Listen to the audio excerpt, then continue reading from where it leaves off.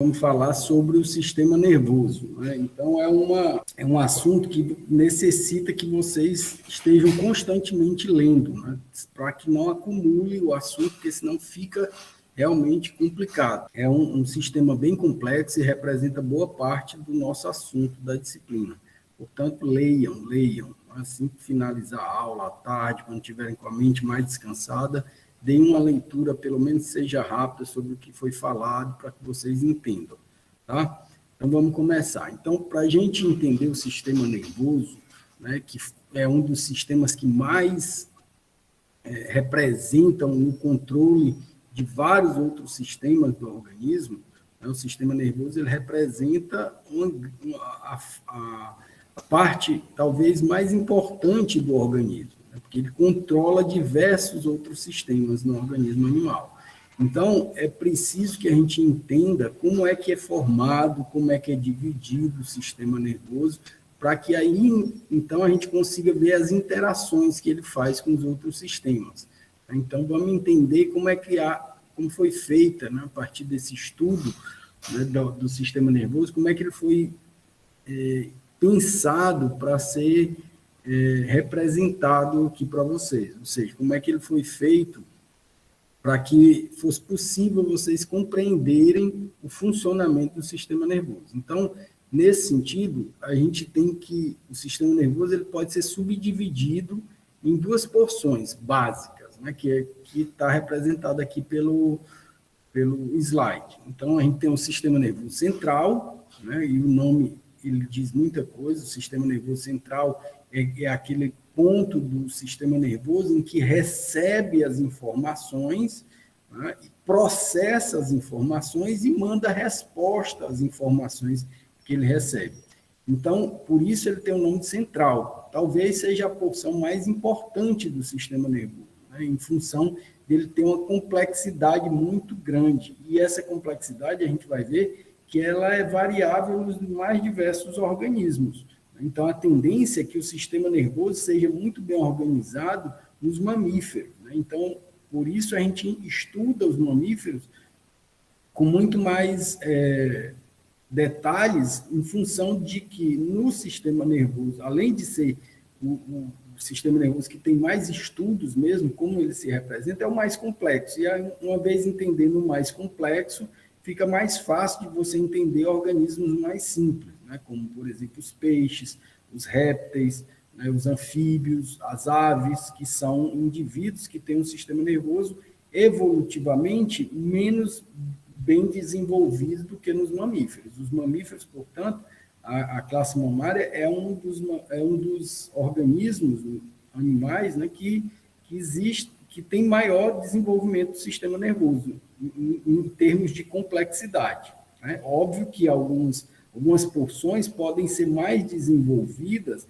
em determinadas espécies, né, como algumas aves, alguns répteis, pelo tipo de função que ele desempenha, né? Então, alguns aspectos, algumas porções do sistema nervoso, de répteis, de aves, podem até ser mais desenvolvidas, como nos mamíferos, em função deles desempenhar uma função específica. Por exemplo, a maioria das aves tem a habilidade de voar, né? Portanto, essa capacidade de voo, né, de realizar o voo, é muito complexa e exige desenvolvimento de áreas específicas do sistema nervoso central, como, por exemplo, o cerebelo. Então, proporcionalmente, o cerebelo de uma ave ela é muito mais desenvolvida do que o cerebelo de um mamífero, porque o cerebelo, que é uma parte do sistema nervoso central, ele está envolvido com essa capacidade, com a habilidade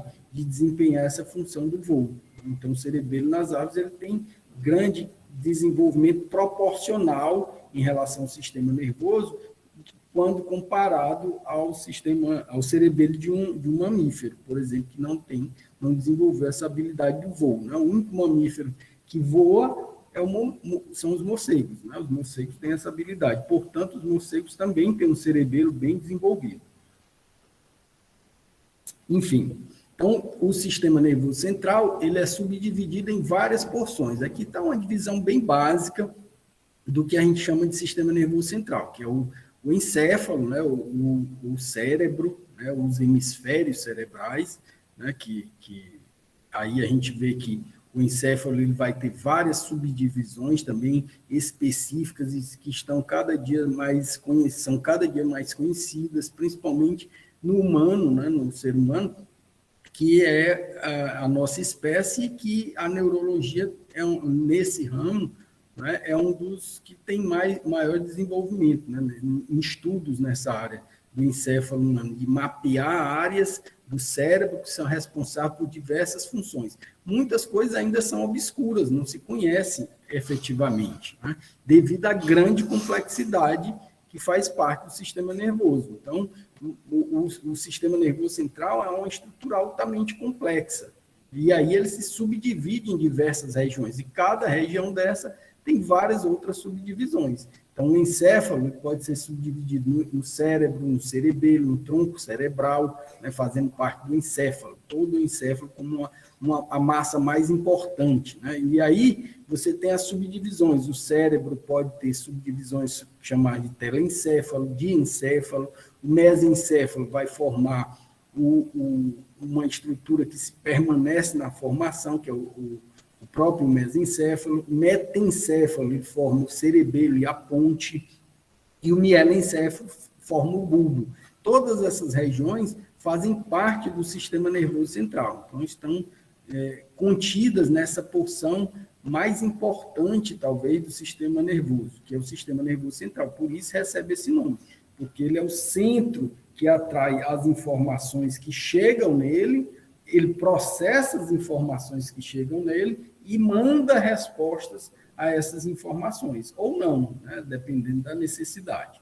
Então, se a informação que chega ao sistema nervoso central exige uma resposta, essa resposta também é processada e iniciada no sistema nervoso central. E aí, conectada ao sistema nervoso central, nós temos o sistema nervoso periférico.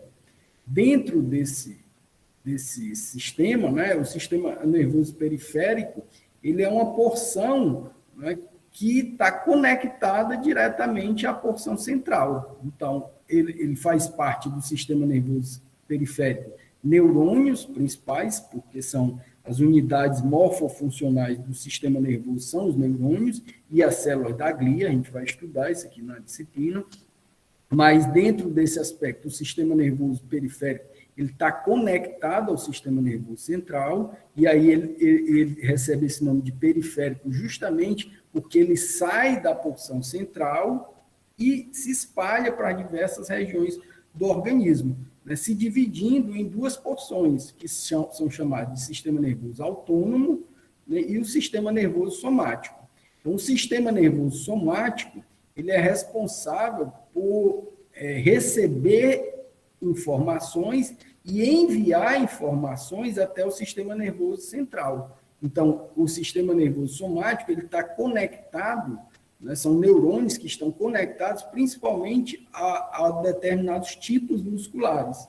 Por isso que a gente vai ver que o sistema nervoso tem uma íntima relação, principalmente com o sistema muscular. E por isso a gente estuda ele junto, o sistema neuromuscular. A gente vai ver nessa disciplina que o sistema nervoso somático, ele tem uma ligação direta com a musculatura esquelética, né, os músculos esqueléticos. Ou seja, para eu desenvolver a minha fala, né, eu estou falando aqui para vocês, é necessário que neurônios se conectem aos músculos esqueléticos aqui da minha laringe, da faringe, da traqueia, músculos da face, né, os músculos mastigatórios, que também estão relacionados com a fala, os músculos labiais, todos esses músculos são músculos esqueléticos. E para que eles desenvolvam sua principal função, que é a função de contração e relaxamento, eles precisam ser estimulados.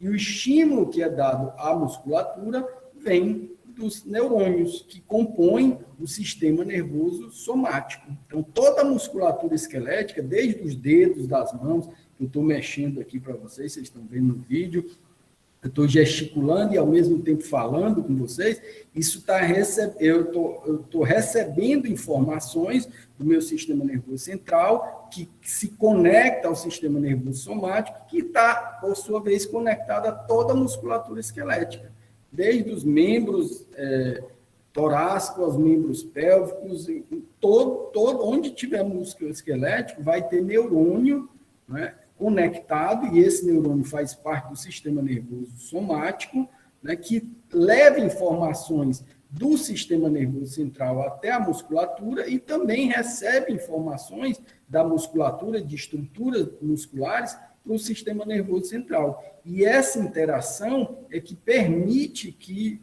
os indivíduos desenvolvam as suas diversas ações motoras, né?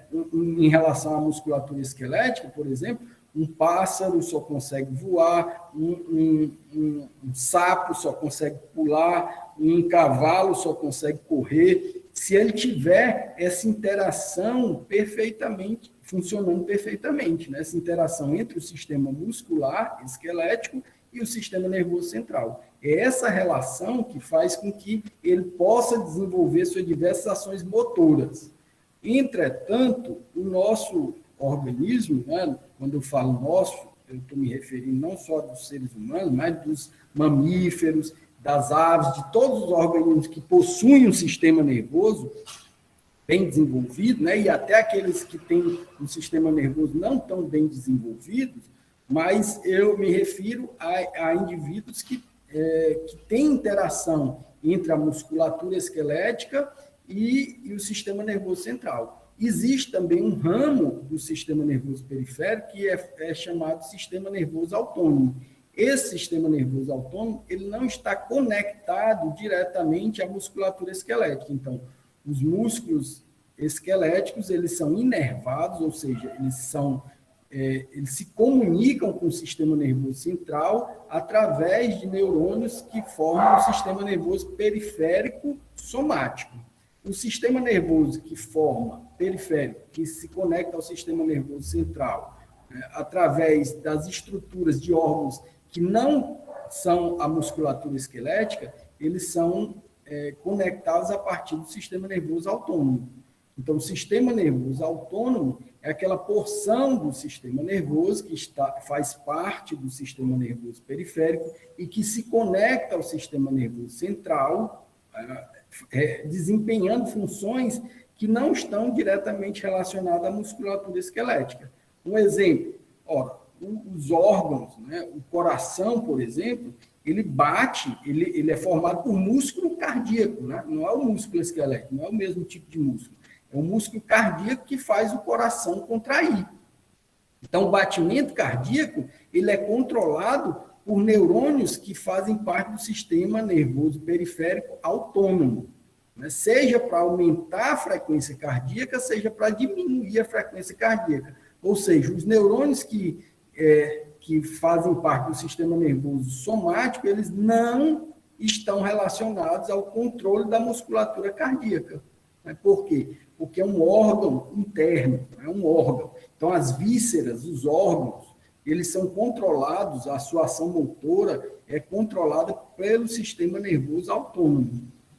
E aí, esse sistema nervoso autônomo, ele tem 3 subdivisões básicas, que a gente chama sistema nervoso autônomo simpático, sistema nervoso autônomo parasimpático e o sistema nervoso autônomo entérico. E a gente vai ver detalhadamente essas subdivisões à medida que a gente vai avançando na disciplina, certo? Mas, prioritariamente, para vocês entenderem inicialmente o assunto, é interessante que vocês entendam que essas subdivisões ocorrem justamente para manter uma interação específica com determinados tipos de tecidos e órgãos no organismo. Então, toda a musculatura esquelética, ela é inervada por neurônios que são chamados neurônios do sistema nervoso somático, periférico somático. Por que é periférico? Porque eles saem de regiões do centro, do sistema nervoso central, e se ramificam para diversas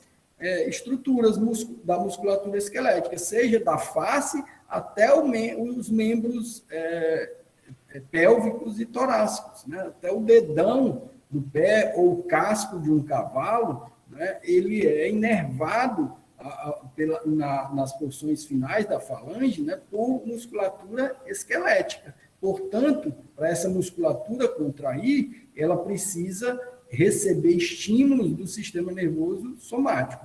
Já o coração, o pulmão, a bexiga, os rins, diversos órgãos internos, o próprio trato gastrointestinal, desde o esôfago até o ânus, sua porção final, eles são inervados, eles são compostos por neurônios que fazem parte do sistema nervoso periférico e, portanto, se conectam à porção central, mas essa via de comunicação se dá através do que a gente dividiu didaticamente no que a gente chama sistema nervoso autônomo. E autônomo significa dizer que ele é independente. Né? Então, independente do controle cerebral, principalmente, né? que é essa porção do sistema nervoso. Por exemplo, eu não consigo mandar uma mensagem para o meu coração aqui para dizer que ele pare de bater. Eu não consigo.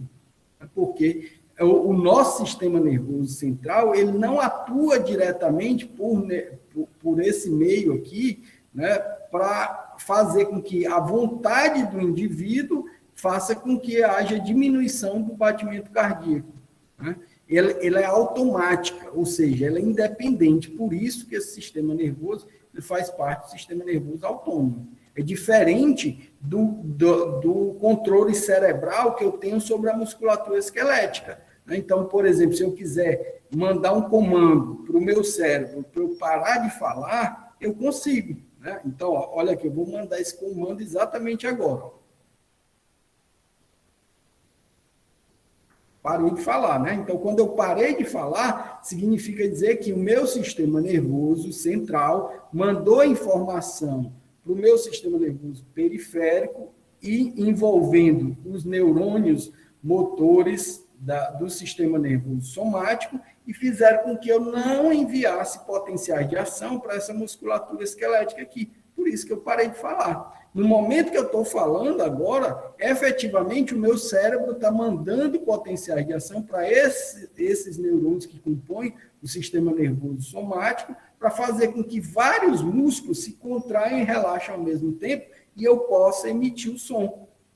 Então, veja a complexidade desse sistema. Né? O cérebro está mandando informações, o meu cérebro, à medida que eu estou falando, o meu cérebro está mandando informações para a musculatura, toda essa musculatura esquelética aqui, para que eu consiga realizar essa ação motora, que é a fala, que é uma ação motora específica, né? Ou bem desenvolvida nos primatas humanos, que é o caso da nossa espécie. Né? Então, outros primatas que estão mais aparentados, eles não conseguem emitir esse som, mas eles também têm ações, eles realizam ações motoras muito semelhantes e eles têm um sistema nervoso bem desenvolvido.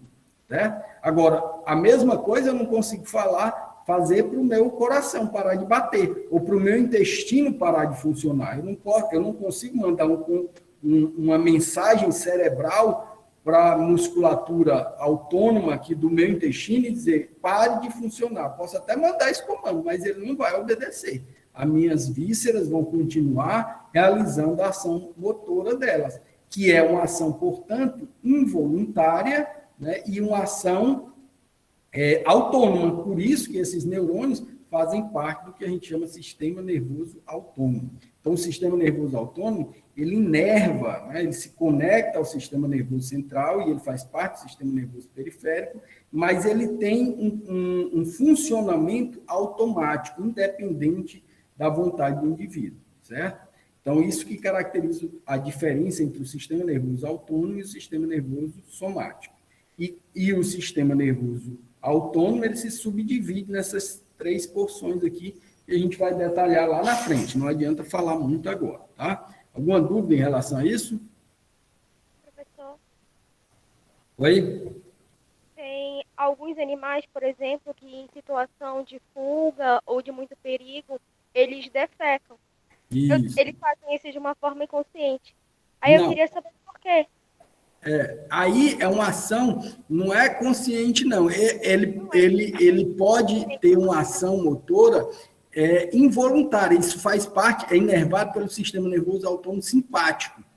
É uma maneira de, por exemplo, que o predador perca o interesse por ele, né, por predá-lo, porque o mau cheiro das fezes ele pode despertar o desinteresse no predador. Então, ele consegue, né, através da defecação, realizar um aroma intenso. Por exemplo, os gambás, né, que são bem famosos nesse sentido, eles contraem uma glândula, né, que a glândula tem uma ação do sistema nervoso, né, mas isso é reflexo daquela ação motora, né, daquele estímulo, né, e continua sendo uma ação realizada pelo sistema nervoso autônomo. Né? Ele não é voluntário, ele não consegue, ele não pensa, eu vou defecar aqui porque vai tirar o interesse do meu predador. Não, isso aí acontece automaticamente quando o estímulo vem, né? O estímulo visual do predador vem, e aí automaticamente, por uma via autônoma, ele aumenta a intensidade da contração da musculatura do reto, né, e defeca, tá? Mas é uma ação involuntária também, tá bom? Mas os movimentos, eles também podem ser, aqui, ó, do sistema nervoso somático, eles podem ser voluntários e involuntários. Então, as ações motoras do sistema nervoso somático, elas podem ser realizadas através de reflexos neuromusculares. A gente vai ver isso mais lá na frente. Esses reflexos são ações motoras involuntárias. Então, o sistema nervoso somático, ele tem um controle voluntário e um controle involuntário das ações motoras, certo? A gente vai ver isso um pouquinho mais lá na frente. Mas primeiro a gente precisa entender essa questão, professor, da organização do sistema nervoso. Então vamos professor? lá. Oi. E quando uma cobra em situação de ameaça, ela regurgita a sua presa para poder ganhar velocidade e fugir? Uhum. Vai ser O que é que tem? voluntário ou voluntário? É involuntário, né? Ela faz aquilo, né, automaticamente para tentar se livrar pelo estresse. A gente vai ver que o sistema autônomo, né, o sistema nervoso autônomo, simpático e parasimpático, ele tem ações involuntárias que podem envolver ações da musculatura esquelética e da musculatura visceral. Então, a cobra, ao regurgitar, ela faz aquilo também de forma involuntária. Ela joga, né, porque o estímulo veio do sistema nervoso central, né, pelo estresse, e o estresse ativa o sistema nervoso autônomo. Mas isso a gente vai ver lá na frente, tá? Vou explicar isso melhor lá na frente. Vamos devagarinho. Professor, o que seria voluntário? E o que seria, então, voluntário? Voluntária é, por exemplo, em relação ao cão. Vamos dar um exemplo. Eu dei um exemplo do ser humano, né? Vamos dar o exemplo do cão. Então, quando você chega em casa que seu cão manifesta todo aquele comportamento de felicidade, né, que se manifesta efetivamente na contração muscular, por exemplo, abanar o rabo, né? Ele vai lá e abana o rabo intensamente, ele mostra uma agitação, corre de um lado, corre para o outro. Isso tudo são movimentos voluntários, ele late, ele vocaliza, né? Então, tudo isso são movimentos voluntários que são realizados por estímulos cerebrais. O cérebro manda aquela informação para a musculatura, fazendo com que ele vocalize, ele lata com mais intensidade, fazendo com que ele se agite, corra de um lado, corra para o outro, né? Balance a cauda. Então, são todos exemplos de controles voluntários do sistema nervoso, né? Que, por sua vez, vem um comando cerebral, né? Por um estímulo. Qual o estímulo que o cão tem? O cheiro, o seu cheiro, ao ver você ou ao ouvir sua voz, né? São vários estímulos que chegam ao mesmo tempo. esses estímulos são notados diferencialmente dependendo de cada espécie, né? Nós, por exemplo, somos muito voltados aos estímulos visuais, né? E temos também estímulos olfativos e estímulos auditivos, óbvio, né? Mas os nossos sensores visuais, eles são muito mais facilmente despertados, captam estímulos com muito mais facilidade. O cão não é tão visual, ele é mais olfativo e auditivo. Então, ele escuta bem e tem um bom olfato, né? Consequentemente, esses são os estímulos para ele manifestar aquelas ações voluntárias do comportamento, de correr, balançar a cauda, de vocalizar. Entendeu? O comando involuntário, por exemplo, a gente vai ver que é quando ocorre ações de reflexos. Então, a musculatura esquelética ela pode reagir involuntariamente, independente de uma vontade cerebral. Ela simplesmente acontece. Quando é que isso ocorre? São quando a gente vai ver lá na frente os reflexos neuromusculares. Os reflexos neuromusculares têm os reflexos mais complexos e os reflexos mais simples. Então, aí são ações involuntárias.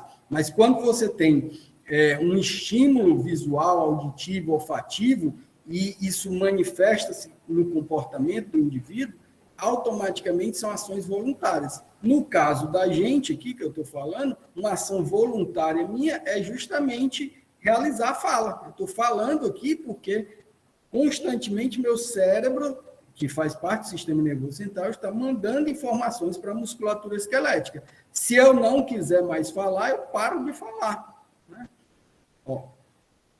Parei de falar. Então, momentaneamente, esse período eu controlo. Tudo aquilo que o cérebro pode controlar em relação à musculatura esquelética, ele faz parte dos comandos voluntários do sistema nervoso. Deu para entender? Ok, professor, deu para entender, sim. Então, tá bom. Então, vamos lá, vamos seguir, senão a gente não termina a aula hoje, hein? Oi. Calma, deixa as dúvidas para o final, pessoal. Anota aí, tá bom? Aí no final, senão a gente não dá seguimento, tá? Mas anote que no final eu respondo. Eu tento responder, se eu souber, tá? Então, vamos lá. Vamos entender aqui em relação ao sistema nervoso, né? Como é que ele se subdivide. Então, vejam aqui, ó. O sistema nervoso central, ele tem subdivisões, né? Que fazem parte da medula espinhal. Então, a medula espinhal, vocês vão ver também na anatomia, né, que a medula espinhal, ela faz parte do sistema nervoso central e ela é subdividida em várias porções. Então, a medula espinhal, a gente tem a porção cervical, que é a porção do pescoço, revestida essa medula, né, que faz parte do sistema nervoso central, é a medula, né? Então, a medula é revestida por vértebras, que são estruturas ósseas, né, do tecido ósseo, e que, portanto, fazem parte, essas porções ósseas, elas fazem parte de subdivisões de acordo com o número de vértebras que tem e a medula que está no interior desses ossos, né? Então, tem a medula cervical, a medula torácica, a medula lombar, a medula sacral. Então, tudo isso aqui é composto por um tecido nervoso, que é um conjunto de diversas células, entre as quais a gente tem os neurônios, a gente tem células que fazem parte dos vasos sanguíneos, células que fazem parte do tecido estrutural, que são as células da glia. Então, tudo isso compõe a estrutura da medula espinhal, na sua porção cervical, torácica, lombar e sacral.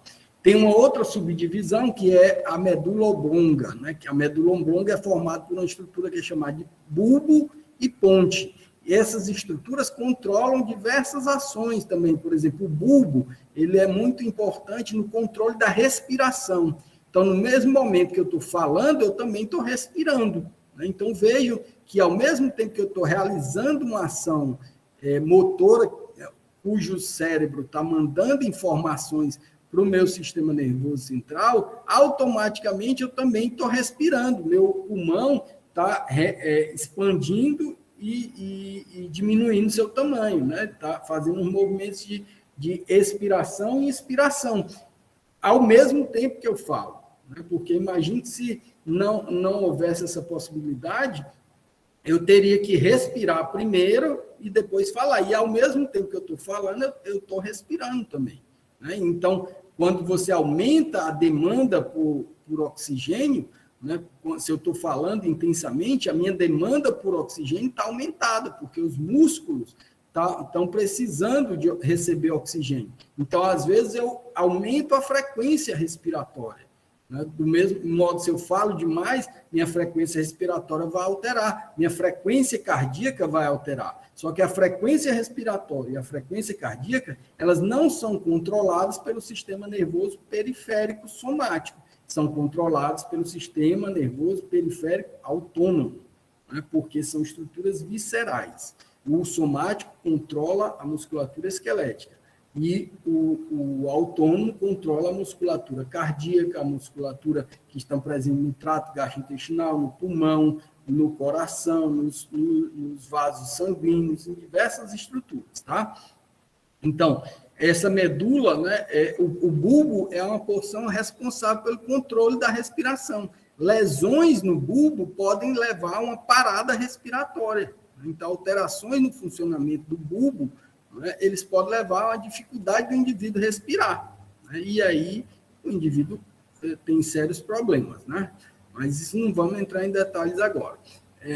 Outra subdivisão do sistema nervoso central é o mesencéfalo. Né? O mesencéfalo, ele é uma estrutura muito importante. Então, está aqui, ó, anatomicamente, a gente pode dividir aqui, ó, a medula espinhal, que é essas porções aqui. Então, a gente tem a porção cervical, a porção torácica, a porção lombar e a porção sacral.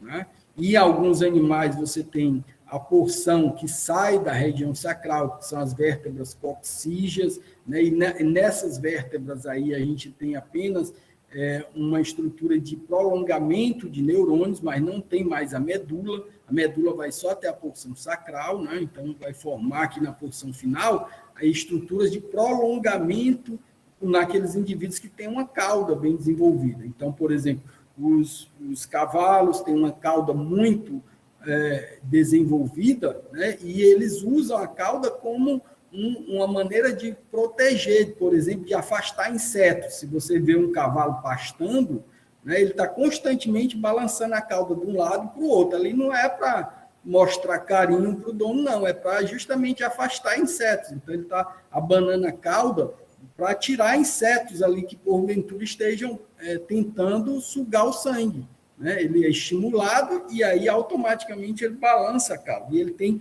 um grande controle cerebral sobre a cauda. Né?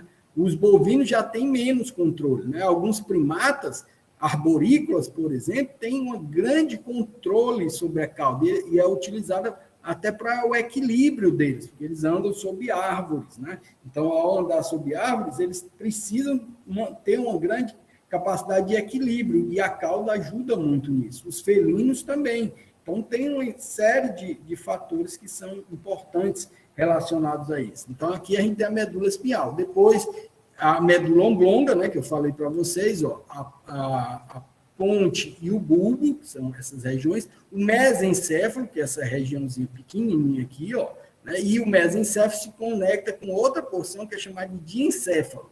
O diencéfalo é muito relacionado, por exemplo, a estímulos olfativos. Né? Estímulos olfativos são captados aqui no diencéfalo e transmitidos para outras áreas cerebrais, né? E principalmente os hemisférios cerebrais. Né? Então, essa estrutura aqui dos hemisférios cerebrais são as estruturas mais nobres do sistema nervoso central. Então, se a gente for ver, ó, evolutivamente, a gente vai ver que as porções mais simples são as porções sacrais, depois a coisa vai ficando mais complexa, as interações vão ficando mais complexas. Então, aqui você tem uma grande complexidade de interações de neurônios e de células que compõem essa região do sistema nervoso, à medida que você avança nessa porção mais cranial do sistema nervoso central. Então, vejam que os hemisférios cerebrais, portanto, junto com o cerebelo, que é essa outra região aqui, né, eles fazem parte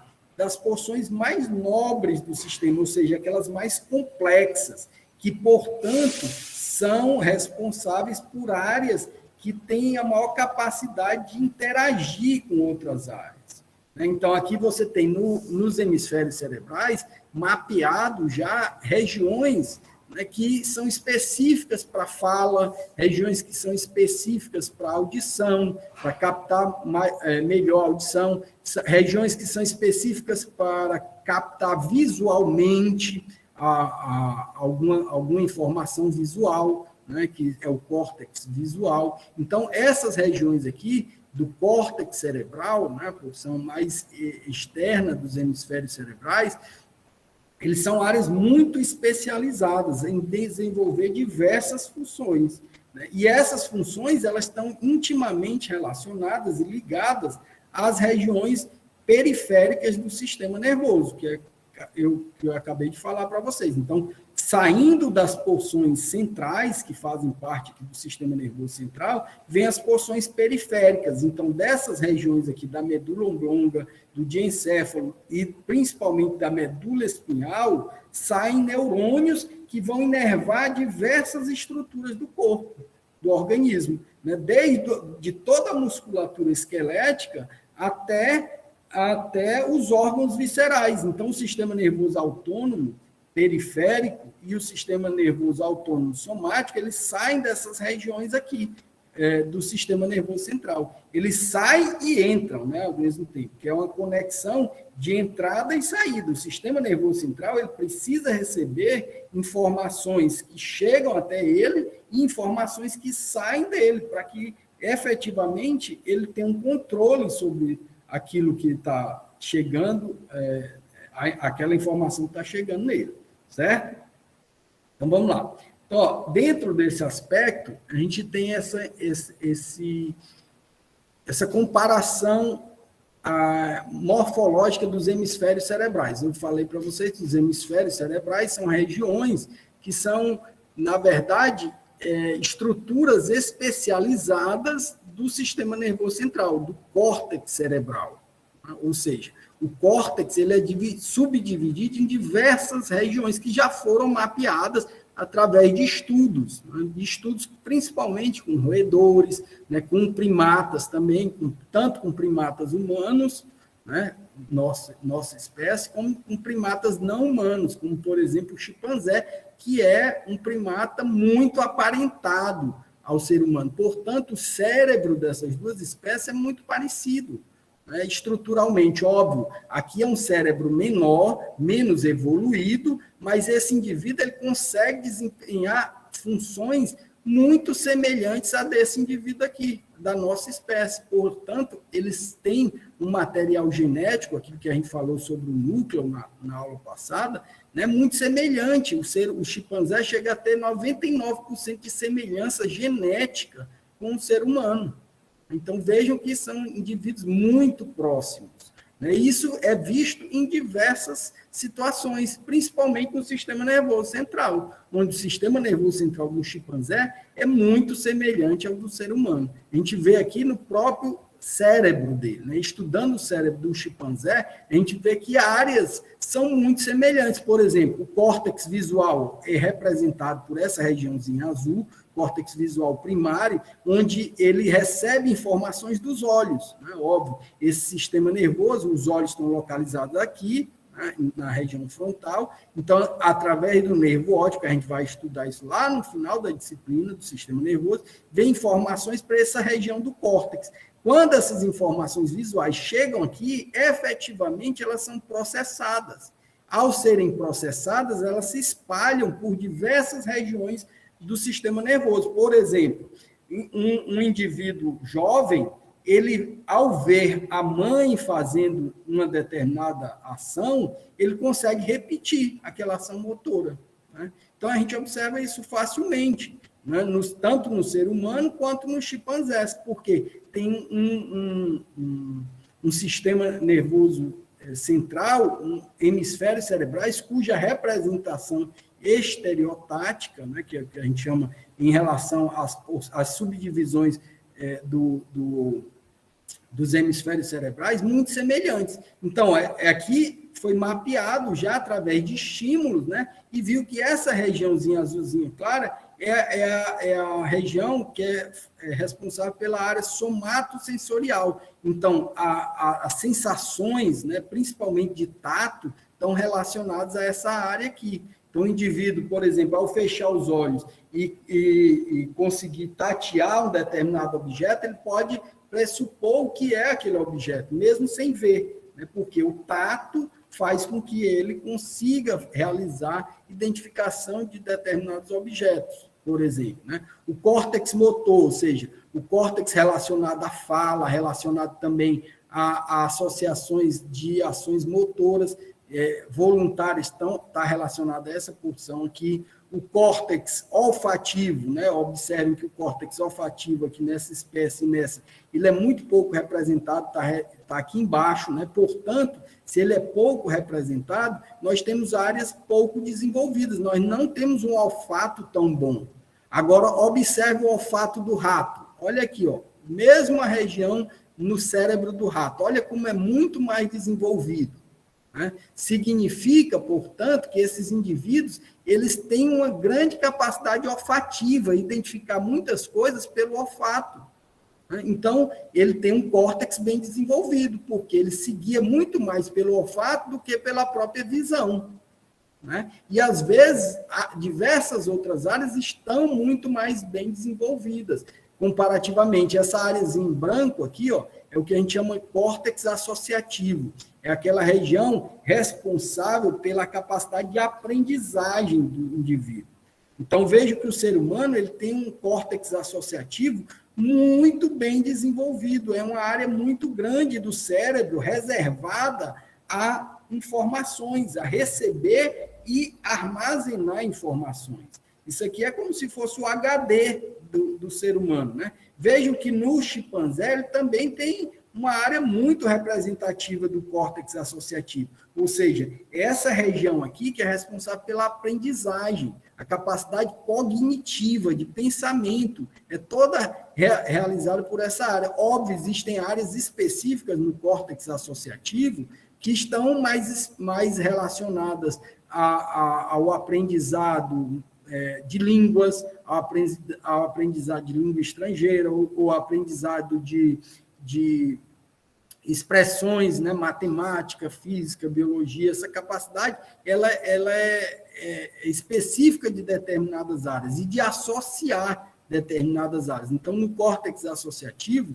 você tem a capacidade de pegar informações que vêm do córtex motor, que vêm do córtex somatosensorial, que vêm do córtex auditivo, que vêm do córtex olfativo e visual ao mesmo tempo. E associar, por exemplo, no momento em que eu cheiro um determinado odor, né, eu tenho a sensação de um determinado odor, eu posso lembrar de determinadas situações, né? Ou seja, é a partir do córtex olfativo, por exemplo, eu vejo uma menina passando e ela tem um perfume cheiroso que me lembra uma namorada que eu tive. Automaticamente, a figura da pessoa surge na sua mente, né? Por quê? Porque nós temos esse córtex associativo que reserva determinadas áreas para que a memória venha à tona, né? Então, às vezes, aquele cheiro, esse cheiro aqui é desagradável, né? É um cheiro ruim. Então, automaticamente, você ativa determinadas áreas do córtex associativo, né? Ao ver determinadas coisas, você também ativa áreas cerebrais. Então, veja que o córtex associativo ele tem a função de conectar as demais estruturas do córtex cerebral e, portanto, quanto mais desenvolvido esse córtex associativo, maior a capacidade cognitiva do indivíduo, ou seja, capacidade que o indivíduo tem de aprender determinadas coisas ao ver, ao cheirar, ao sentir, ao ouvir, né, determinadas situações. Então, o ser humano e o chimpanzé são indivíduos que têm essas porções do córtex cerebral muito bem desenvolvidas, principalmente o córtex associativo. Mas, se a gente for comparar a capacidade olfativa do chimpanzé, do ser humano, com a de um indivíduo como um rato ou de um társio, o társio é um primata menos evoluído, né? E é um primata que tem ele tem uns olhos bem grandes, né? Ele vive ali naquela região de Madagascar, mais ou menos, e ele tem hábito noturno. Então, se ele tem hábito noturno, ele precisa ter um córtex visual muito bem desenvolvido. Ó. Se a gente for ver aqui, o córtex visual proporcionalmente representativo de um tarso, ele é muito maior que o do ser humano. Então, ele consegue enxergar muito melhor do que o ser humano à noite, né? Então, porque ele tem uma região especializada e bem desenvolvida nesse córtex. Então, vejam que essa associação ela é feita com base, óbvio, no desenvolvimento evolutivo das espécies. Então, um indivíduo menos evoluído, ele pode até ter uma região pouco desenvolvida. Olha aqui o rato, o córtex auditivo do rato é muito maior representativamente, proporcionalmente, do que do chimpanzé e do ser humano. Então, o rato significa que ele escuta muito melhor que a gente. Né? E o tarso também, ó, ele tem um córtex auditivo muito maior. Né? Consequentemente, ele tem maior habilidade para desenvolver determinadas ações. Então, se ele enxerga melhor à noite, é porque ele tem um hábito noturno. Então, ele à noite, quando tem a diminuição da luminosidade, que favorece o indivíduo enxergar melhor, né? A luz facilita a visualização das estruturas, né? Quando essa luz diminui, para compensar essa diminuição da luminosidade, ele tem que desenvolver áreas cerebrais que deem capacidade de, quanto menos luz, maior a capacidade dele absorver essa luminosidade e processar melhor as imagens. Então, certamente, um tarso, ele enxerga muito melhor do que um ser humano à noite. Ele escuta melhor do que um ser humano. Ele cheira melhor do que um ser humano. Né? Porque tem áreas mais desenvolvidas. E isso foi acontecendo à medida que eles foram tendo hábitos diferenciados. O ser humano é um indivíduo essencialmente diurno. O chimpanzé também é um indivíduo diurno. Mas esse animal aqui é um indivíduo noturno. Então, ele precisa, como ele não tem a capacidade de viver durante a luminosidade, né? As ações motoras são mais intensas à noite, ele precisa compensar essa dificuldade desenvolvendo regiões cerebrais responsáveis pelo olfato. Então, ele consegue se guiar bem pelo olfato, pela audição e pela visão. E também, o córtex motor, né, somatosensorial dele é muito mais bem desenvolvido, e o córtex motor, que dá uma habilidade de desenvolver ações motoras maiores do que do ser humano, por exemplo. Né? Mas o córtex associativo dele é muito mais limitado. Né? Então, ele tem menor capacidade de aprendizagem comparativamente a esses outros primatas aqui. O rato, olha o córtex associativo dele, como é bem menor. Né? Então, ele tem uma menor capacidade de aprendizagem. Mas significa que ele não aprende determinadas situações? Não, ele aprende também. Né? Ele se condiciona a determinadas situações. Mas ele é preparado biologicamente para ter uma melhor capacidade olfativa, visual, auditiva e somatosensorial, porque ele tem essas áreas muito mais bem desenvolvidas nos hemisférios cerebrais, certo? Então, para a gente entender isso de forma melhor, eu vou explicar aqui, através desse vídeo, uma situação que vocês vão ver como os primatas, né, e primatas não tão bem próximos ao ser humano, como os chimpanzés, né, que são muito próximos biologicamente ao ser humano, mas primatas mais afastados, macacos mais afastados, ainda assim ele tem um córtex associativo muito bem desenvolvido. Então, eles aprendem de uma forma que vocês ficam impressionados. Então, a partir do momento que esses indivíduos começam a ver determinadas situações, eles começam a associar essas situações a uma determinada condição. Isso faz com que ele acabe manifestando comportamentalmente a partir da aprendizagem uma situação. Então, vamos ver aqui esse vídeo que vocês vão entender melhor esse exemplo, tá? Da relação do córtex associativo. Vamos lá, vamos ver. Eu já fiz o teste, né? Vocês vão escutar. Está em inglês, mas vocês vão conseguir a legenda, leiam a legenda, por favor. É bem curtinho o vídeo, tá? So a final experiment that I want to mention to you is our fairness study. And so this became a very famous study, and there's now many more, because after we did this about 10 years ago, it became very well known. And we did that originally with capuchin monkeys, and I'm going to show you the first experiment that we did. It has now been done with dogs, and with birds, and with chimpanzees. But with Sarah Brosnan, we started out with capuchin monkeys. So what we did is we put two capuchin monkeys side by side. Again, these animals, they live in a group. They know each other. We take them out of the group, put them in a test chamber. And there's a very simple task that they need to do. And if you give both of them cucumber for the task, the two monkeys side by side, they're perfectly willing to do this 25 times in a row. So cucumber, even though it's really only water in my opinion, but cucumber is perfectly fine for them.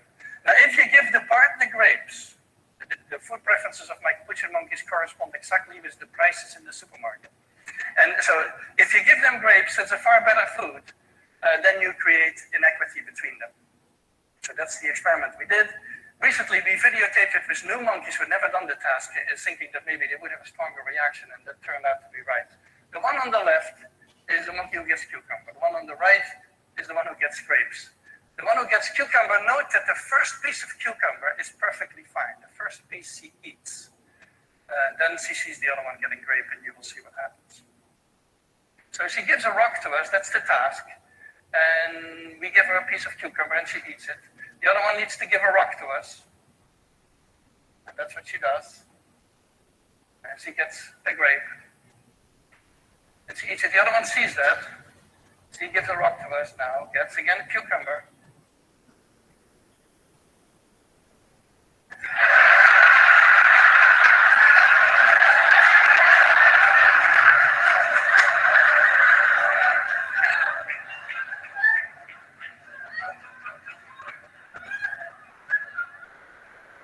She tests her rock now against the wall. She needs to give it to us. And she gets cucumber again.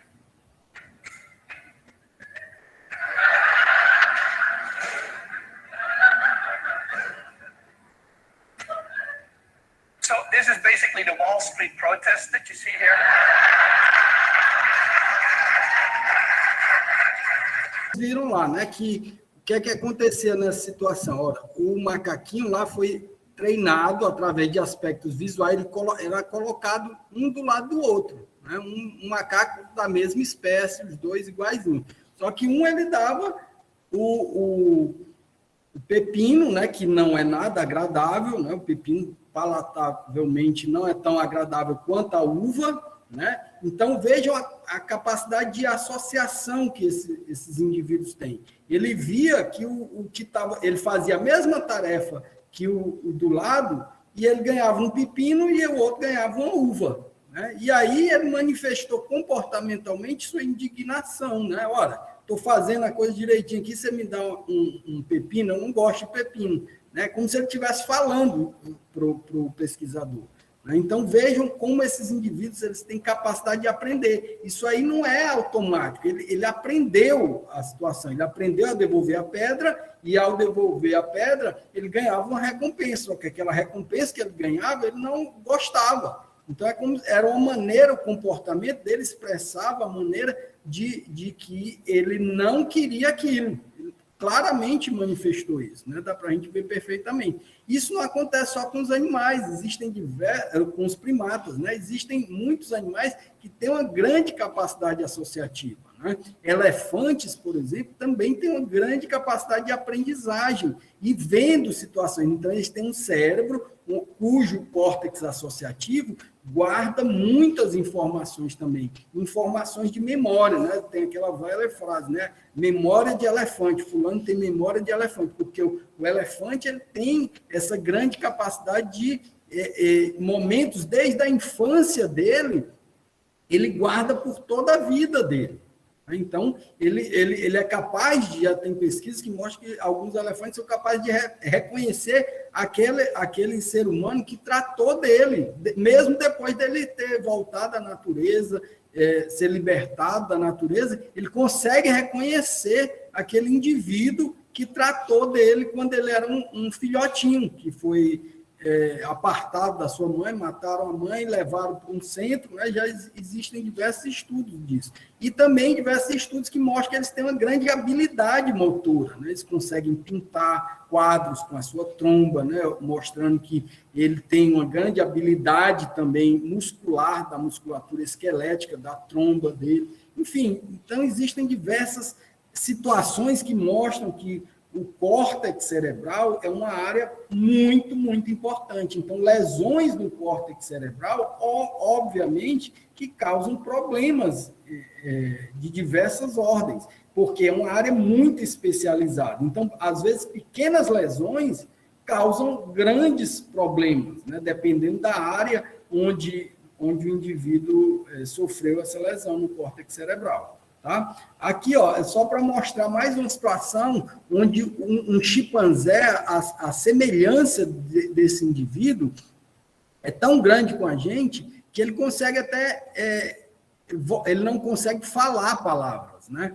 Mas ele consegue se expressar na língua de sinais. Então, aqui é um vídeo que eu gravei num zoológico lá nos Estados Unidos, quando eu estava trabalhando lá, durante um período, no meu pós-doutorado, em que eu estava só visitando esse zoológico e ao chegar aqui perto do recinto, aqui tem um vidro, né? Você dá para ver até o reflexo da televisão que tem aqui do lado, né? Essa chimpanzé, que era uma fêmea, ela estava cuidando de uma outra que estava aqui atrás, né? Ela estava catando. E ao me ver, ela quis se comunicar comigo, dizer o que é que estava fazendo, alguma coisa do tipo, né? Eu levei esse vídeo para uns pesquisadores que entendem de comportamento e eles me falaram, olha, provavelmente ela estava querendo falar, se comunicar com você, dizendo o que ela estava fazendo, né? Então, vejam como é um videozinho bem rápido também que mostra isso, ou seja, ela aprendeu e que consegue se comunicar com um ser humano através de gestos, de língua semelhante à língua de sinais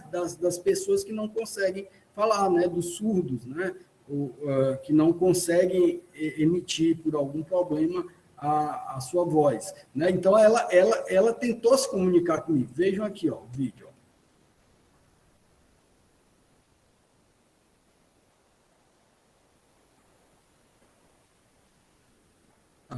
Provavelmente ela estava me chamando de burro, ela estava dizendo que não conseguia falar, tá vendo? Então vejo que ela consegue expressar de alguma forma algumas situações, ó, ponta para a cabeça, né? Tentando mostrar, ó, no final das contas ela vai me pedir um beijinho, tá vendo? E eu estou tentando imitar ela aí, né, na verdade. Então, é para vocês verem a capacidade que esses indivíduos têm, a semelhança que eles têm. E eles só têm isso porque eles têm um córtex cerebral muito bem desenvolvido, né? Se eles não tivessem, eles não conseguiriam ter essa habilidade, né?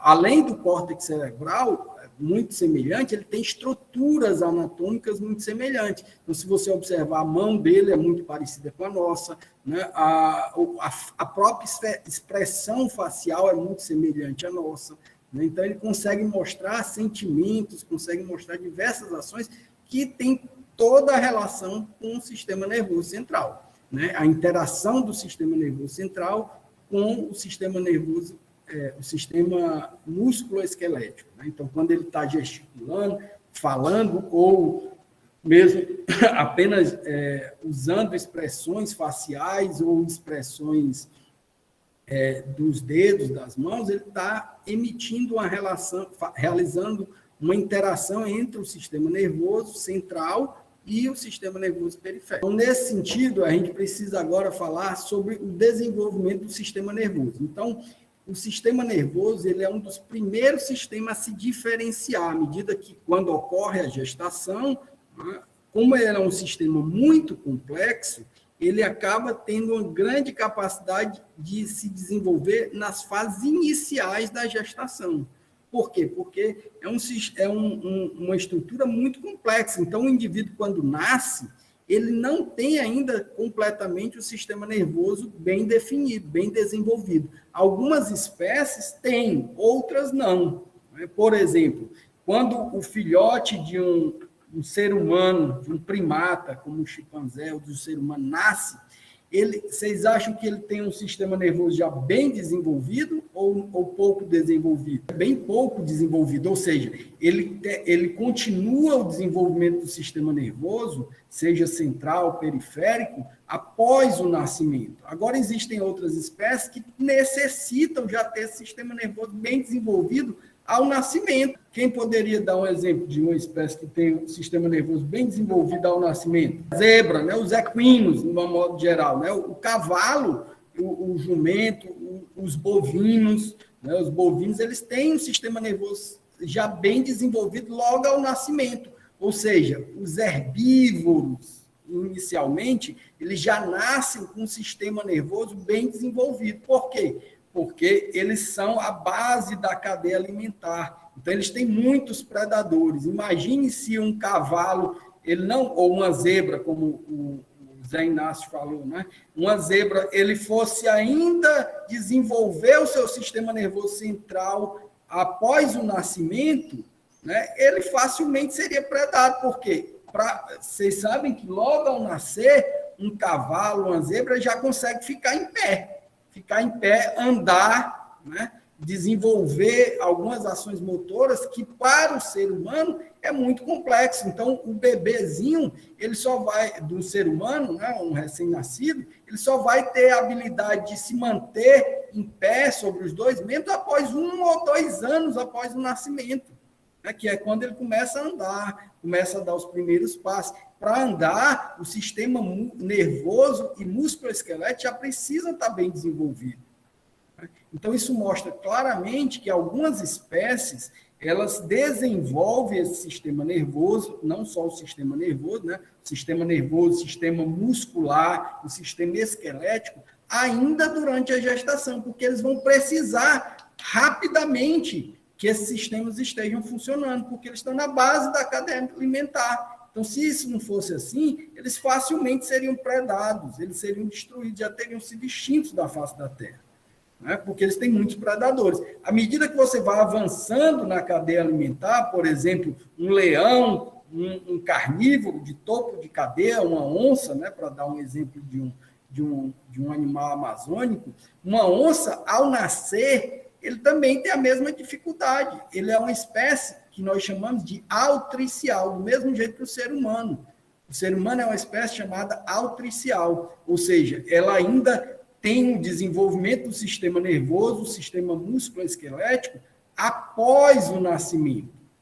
Porque, se vocês forem ver, o filhote da onça, o filhote do gato, né, que é um felino também, aparentado à onça, ele tem nem o sistema visual dele está desenvolvido, ele nasce ainda com os olhos fechados. Então, mostrando que esse sistema visual, que também compõe o sistema nervoso, ele ainda não está desenvolvido ao nascimento. Um cavalo não nasce com os olhos fechados, ele já nasce com os olhos abertos, bem desenvolvidos, né? Mostrando que esse sistema visual ele já está pronto ao nascer, né? Ele se aperfeiçoa um pouco mais, né? Mas ele já está pronto, ele precisa desse sistema para ele ver melhor os predadores, para ele associar e aprender mais rapidamente. Então, outras espécies que são mais tardias, elas desenvolvem esse sistema nervoso mais tardiamente, após o nascimento, na vida que nós chamamos de vida pós-natal.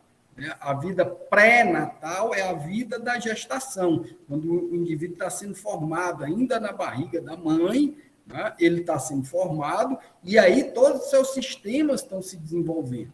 Então, existem as espécies que nós chamamos de altriciais, que são aquelas que têm um desenvolvimento do sistema nervoso, músculo-esquelético, visual, auditivo, olfativo, depois do nascimento. As espécies altriciais são o nosso caso, né? O nosso caso. As espécies que têm o desenvolvimento desse sistema nervoso na vida pós-natal, depois do nascimento. Né? É o nosso caso, é o caso da onça, do cachorro, do gato, né? São espécies que nós chamamos altriciais. As espécies são chamadas precociais, são aquelas espécies que precisam que esse sistema nervoso já esteja completamente desenvolvido, né? É o exemplo que eu dei dos herbívoros, né? O cavalo, a zebra, né? Que precisam, ao nascer, né? Eles já precisam desses sistemas para eles se levantar, se locomover. Então, o potrinho, logo após o nascimento, coisa de minutos após o nascimento, ele já consegue ficar em pé. Coisa que na nossa espécie só vai acontecer depois de 1 ano do nascimento. 1 ano e meio, né, 2 anos, que é quando o bebê começa a ter essa habilidade motora, né, desenvolvimento do sistema nervoso somático, para que ele consiga caminhar, dar os seus primeiros passos, né? Então, o ser humano é um exemplo de espécie altricial, enquanto que os cavalos, herbívoros, os bovinos, né, o carneiro, a cabra, né, são exemplos de espécies precociais. Precociais são aquelas espécies que desenvolvem o seu sistema nervoso mais precocemente, por isso esse nome, precociais. Altriciais, eles desenvolvem o seu sistema nervoso mais tardiamente, após o nascimento. Mas, em todas essas espécies, o sistema nervoso ele precisa se desenvolver já no início da gestação, começar o seu desenvolvimento. O aperfeiçoamento dele é que é mais precoce em alguns indivíduos e menos precoce em outros, né? Então, nesse sentido, é o primeiro tecido a se diferenciar, devido à sua grande complexidade. Então, se é um tecido muito complexo, ele não pode esperar muito tempo. Então, à medida que a gestação vai acontecendo, o sistema nervoso vai se desenvolvendo. Isso ocorre em todos os indivíduos, né? Vai começando. Agora, o aperfeiçoamento desse sistema, em determinadas espécies, ocorre após o nascimento. Então, aqui a gente tem os neurônios como fatores tróficos, né, os neurônios embrionários, que vão colonizar determinadas regiões para formar as estruturas do sistema nervoso, que é formado principalmente no início por uma placa neural, um tubo neural, depois se diferencia essa placa neural num tubo neural, as vesículas cerebrais e vão dar origem à flexura do tubo neural. E, finalmente, vai ter origem as vesículas cerebrais, que vão dar origem ao prosencéfalo, o metaencéfalo e o rombencéfalo. Aí, essa figura aqui vai mostrar exatamente isso. Então, isso aqui é o sistema nervoso central de um indivíduo, né, em que você tem as fases mais iniciais e as fases mais desenvolvidas do sistema nervoso. Então, aqui, ó, você tem aqui só mostrando o sistema nervoso central, a principal região do sistema nervoso central. Então, aqui a porção mais rostral, né, mais da frente, e a porção mais caudal. Aqui, então, você tem prosencéfalo vai dar origem às estruturas do telencéfalo, que vão ser os hemisférios cerebrais. Então, aqui é uma visão de cima, você está vendo o sistema nervoso central por cima. Né? Depois você tem o mesencéfalo, que vão dar origem àquelas subdivisões lá, né? O diencéfalo e o mesencéfalo. Né? E vai ter origem aqui o metencéfalo e o mielencéfalo. Dessas regiões aqui vão originar a ponte e o bulbo. Aqui, ó. Aqui é uma visão mais de cima, né? E aqui é uma visão longitudinal. Então, é como se eu tivesse cortado essa estrutura aqui, eu estou vendo ela lateralmente, né? Então, a porção dorsal, porção ventral, todas essas estruturas. Aqui, ó, vejo que aí o sistema nervoso, à medida que ele vai evoluindo, ele vai tendo grandes divisões, né? Então, você vai ter áreas específicas, como o hipotálamo, que é essa região aqui, né? O mesencéfalo, o diencéfalo, que estão por aqui, né? Essa região aqui que vai formar a ponte, né? O bulbo, o cerebelo, ó, vai ser formado aqui, e essa porção aqui que é da medula espinhal, que corresponde a essa porção aqui. Essa porção da medula espinhal, aqui a gente está vendo só a porção cervical, que se conecta à ponte e o bulbo, né, que são essas regiões aqui. Né? Vejam que aí, ó, essa região da medula, ela ainda se expande mais para frente, que não está mostrando aqui na figura, né? Mas a porção da medula espinhal é subdividida, como a gente viu nos slides anteriores, e na porção cervical, torácica, lombar e sacral. E, finalmente, a porção sacral, você vai ter as regiões de prolongamento de neurônios, que vai inervar as regiões coxígeas, que vai dar origem à cauda dos animais, naqueles que têm a cauda, né, bem desenvolvida. não é o nosso caso.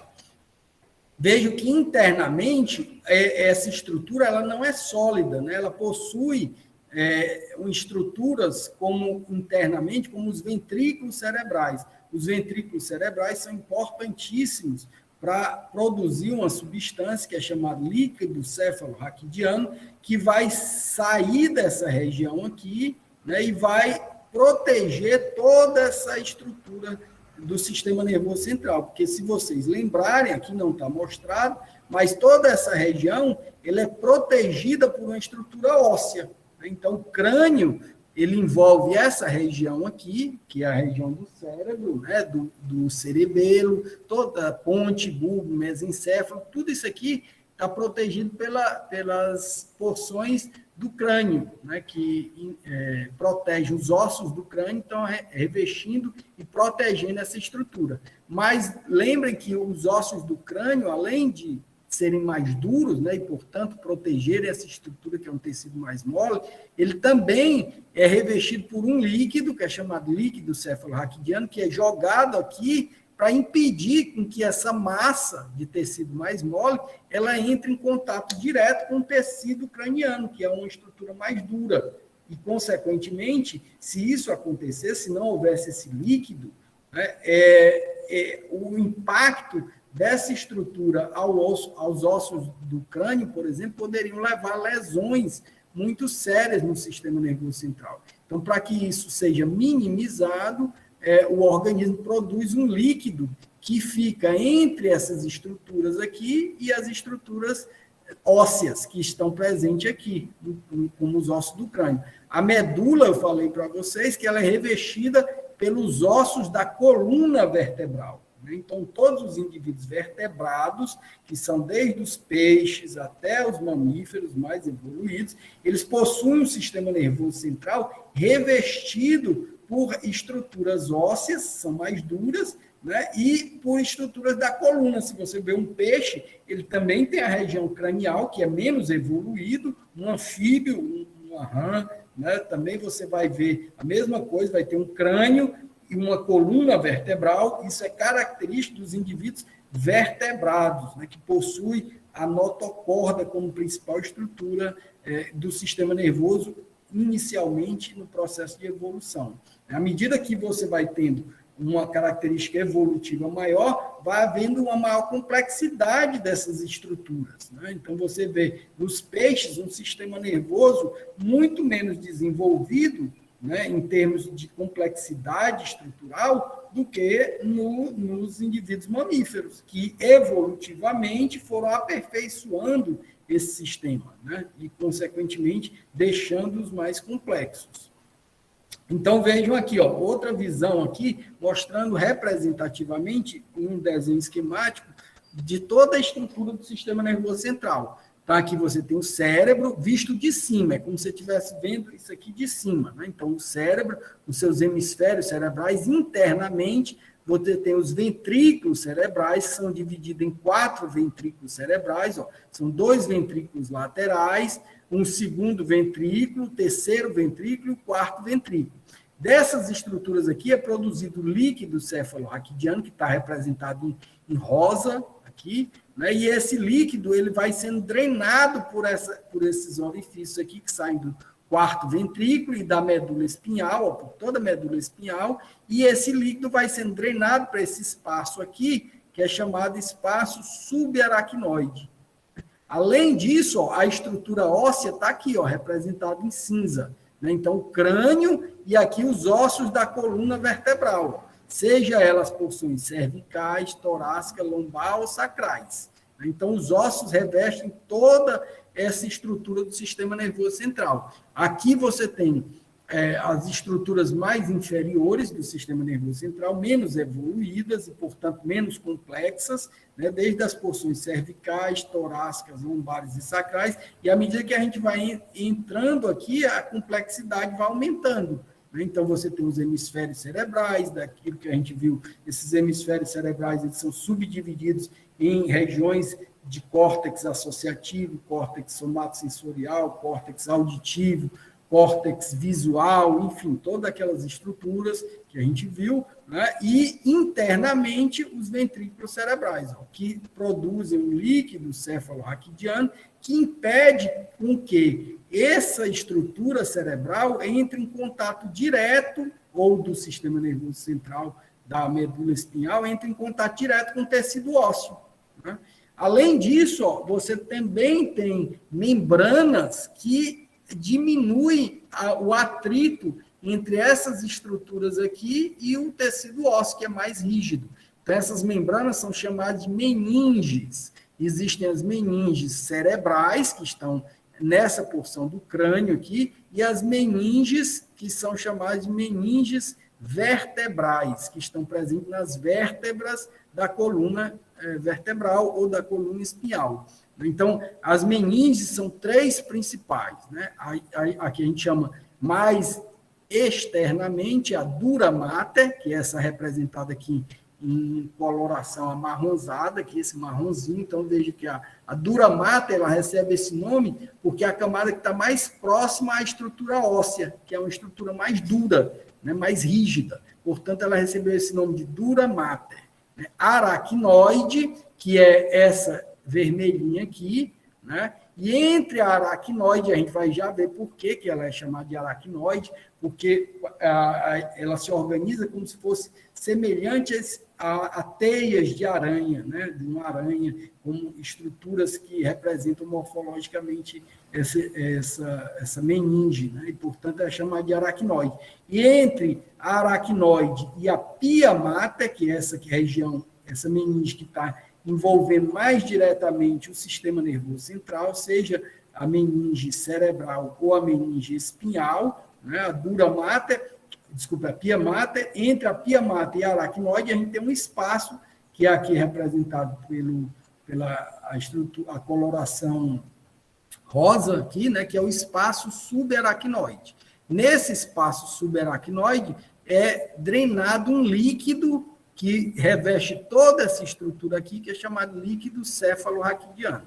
Esse líquido cefalorraquidiano é muito importante, a gente vai já falar sobre ele, certo? Então, vejam que aqui, ó, passando nas porções sacrais, saem regiões que compõem o sistema nervoso central, que são chamadas de cauda equina, né? Cauda equina não é porque está presente só nos equinos, não, é porque ele parece, a organização dele parece a cauda de um equino, né? A vassoura da cauda do equino é bem grande, né? Bem desenvolvida, e é o que representa o prolongamento de neurônios. Aqui são neurônios, né? Conjuntos de nervos e neurônios que vão ser responsáveis principalmente os movimentos voluntários da cauda, né? Então, o indivíduo consegue, ó, como no exemplo que eu falei para vocês, a partir de mensagens que saem aqui do cérebro, agitar a cauda, né? O cão, quando ele te vê, quando ele sente seu cheiro, né? Quando ele ouve a sua voz, esses estímulos chegam até o cérebro, seja por vias auditivas, visuais, olfativas, né? E a partir daí, ó, esses potenciais de ação são mandados para a região para ele agitar a cauda dele, para ele balançar a cauda, né? E manifestar dessa forma um comportamento típico, voluntário, da agitação, né, que ele manifesta no comportamento. Tá? Então, vamos falar aqui agora dos ventrículos cerebrais. Os ventrículos cerebrais, eles são divididos em estruturas que estão internamente à porção cerebral, né, os hemisférios cerebrais. Então, aqui você vê os 2 ventrículos laterais, que eles estão localizados lateralmente, o primeiro ventrículo, o segundo ventrículo, que na verdade são chamados ventrículo lateral direito e ventrículo lateral esquerdo. Cada ventrículo lateral desse está inserido em um hemisfério cerebral. Aqui em cima a gente consegue ver eles melhor, de cima. Ó. Então aqui tem um ventrículo lateral esquerdo e aqui o ventrículo lateral direito. Né? Se a gente está vendo de frente aqui, esse lado aqui é o lado direito, e aqui o lado esquerdo. Tá? Então, esses são os ventrículos. Aqui, se eu passar uma linha imaginária aqui, eu vou ter o hemisfério lateral esquerdo e o hemisfério lateral direito, 2 hemisférios cerebrais, né, que são hemisférios muito importantes em toda aquela região. Então, cada hemisfério desse tem um lobo, regiões específicas para associação, regiões específicas para olfação, para visão, enfim, para todas aquelas estruturas que a gente acabou de comentar. Então, aqui, o líquido cefalorraquidiano é produzido nessas regiões, ele é drenado por o terceiro ventrículo, que é essa região aqui, o quarto ventrículo, que está nessa região aqui. No quarto ventrículo, a drenagem desse líquido cefalorraquidiano, que é grandemente produzido aqui, e aí esse líquido ele vai se espalhar por toda a estrutura cerebral. Então, esse líquido ele é nada mais do que produzido aqui,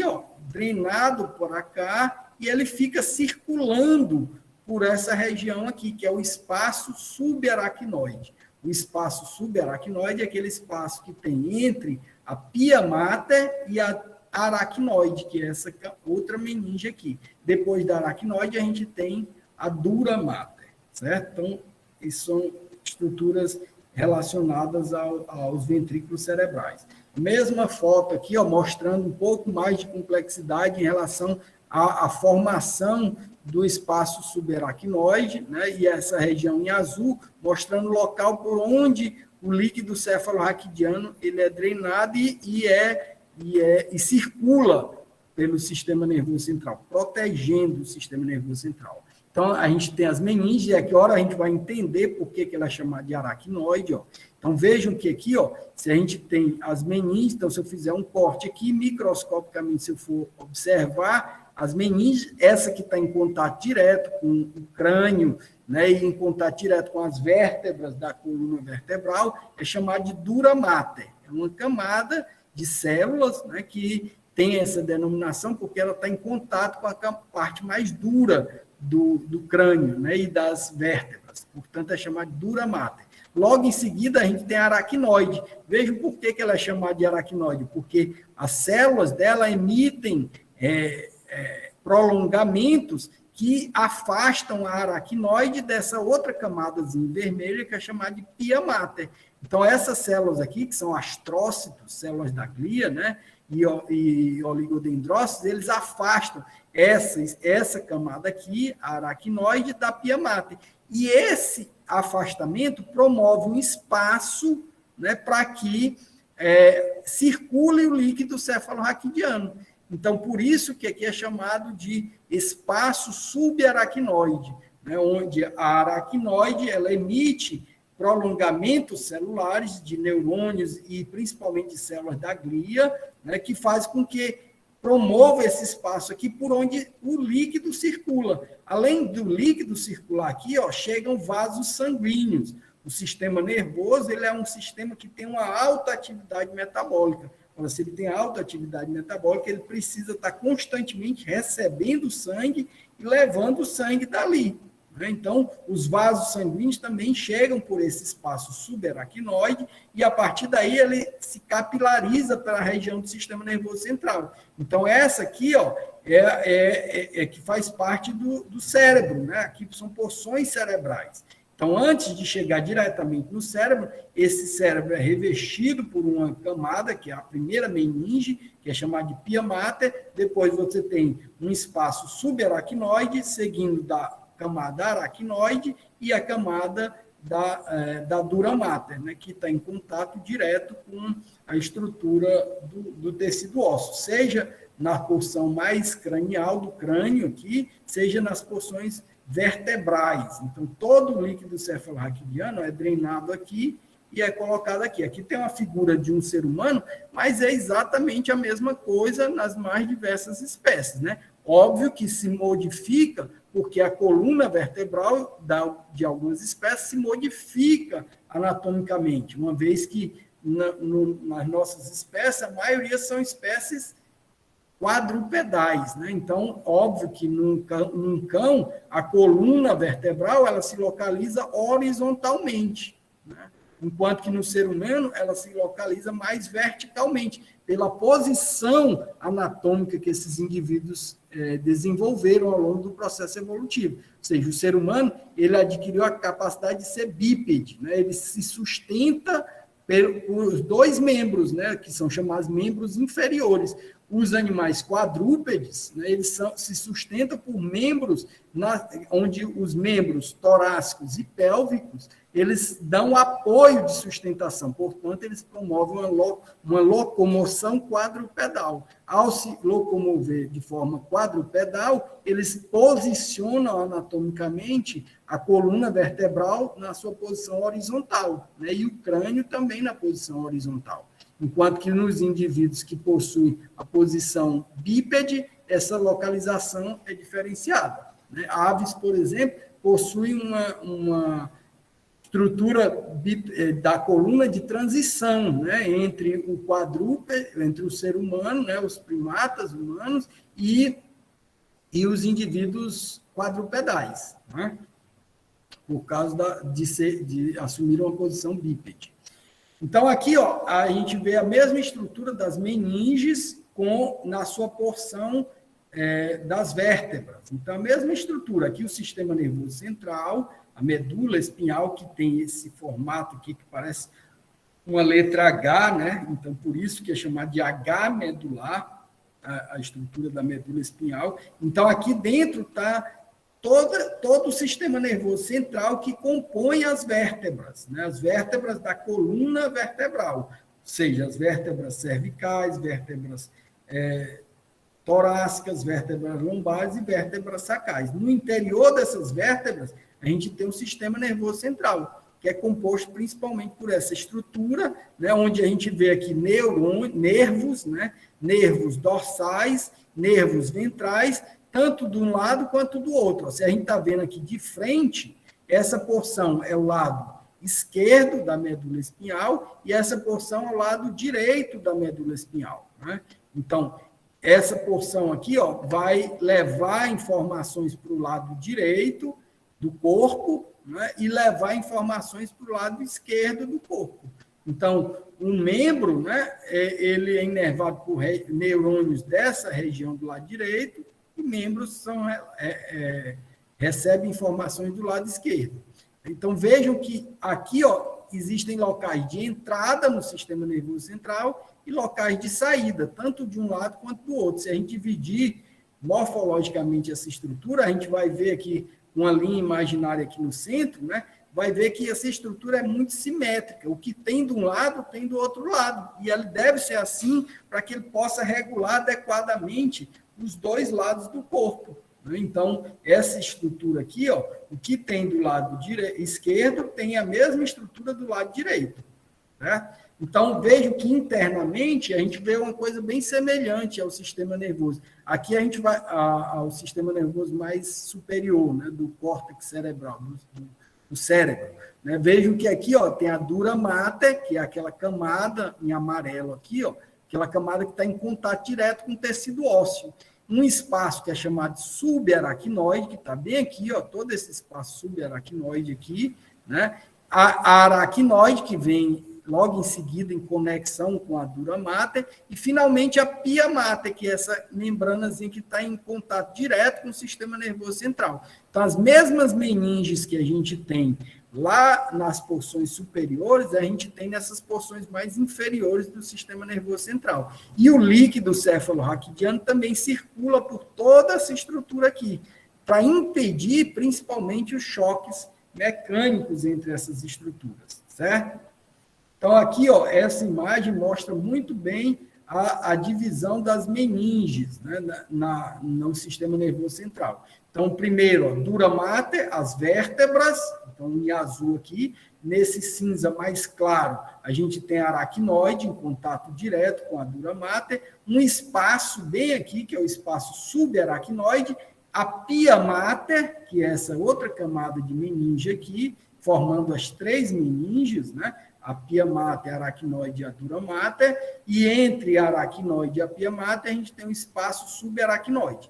Daqui vem ramos dorsais e ramos ventrais de neurônios que compõem o sistema nervoso periférico, né? Seja ele o sistema nervoso periférico somático, seja ele o sistema nervoso periférico autônomo. Então, daqui vão surgir os neurônios que se conectam ao sistema nervoso central. Então, lembrando daquela imagem, daquela divisão esquemática que a gente fez no início da aula, né? O sistema nervoso central está aqui, ó, né? Então, isso aqui é o sistema nervoso central, uma porção do sistema nervoso central. A porção do sistema nervoso central relacionada à medula espinhal.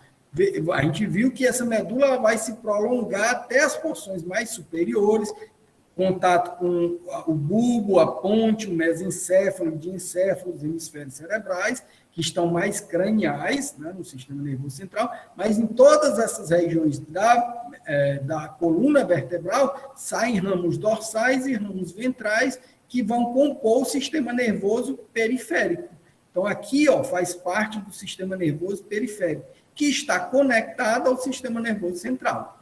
Eu vejo que aquela subdivisão que a gente viu, ela é lógica, né? Então, o centro, ele recebe informações da periferia, através principalmente da coluna vertebral, e a partir dessa interação, essas informações chegam até o sistema nervoso central, são processadas e se manda uma resposta, quando necessário, a esses estímulos que chegaram até o sistema nervoso central. Então, tudo isso aqui são vias de entrada e saída de informação, né? A informação chega e a informação é processada e a informação retorna, né, para que alguma ação motora seja realizada. Então, o exemplo que eu acabei de falar para vocês, na medida que eu estou falando aqui, esses ramos dorsais do sistema nervoso e ventrais estão inervando a minha musculatura da fala, fazendo com que eu fale aqui sem parar e vocês fiquem cansados, né? Porque já deve estar todo mundo cansado,